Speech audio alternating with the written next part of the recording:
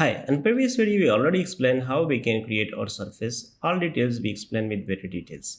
Now we will see how we can do a surface analysis. For example, sometime we need surface elevation, contours line analysis, color shading, or some spot arrows, slope arrows. So we can just easily do it. How we can do it?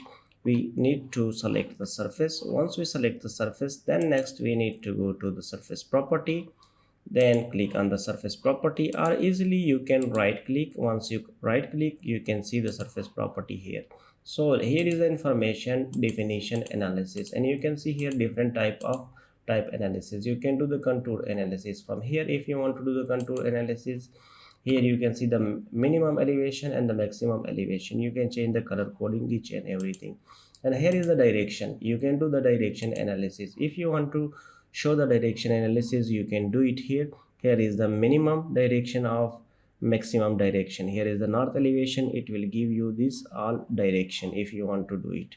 And the next is the elevation. If you want to do the elevation, you can just do it also, the elevation analysis. And here's the slope arrows. If you want to do the slope arrow analysis, you can do it 0.5 0.10% to maximum 1.56%. The arrow color will be red, and the another also percentage, this color will be yellow, green, blue.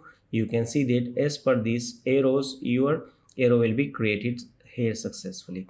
So you can do this analysis very easily. If you want to do some changing in this, you can do the changing from here. You can add any table. If you want to add any table, you can add table to this one. So also we will go first of all here, user defined contours. You can do it user defined contours analysis from here, and you can also do the color shading from here, watershed color from here. You can check it here. This is your watershed.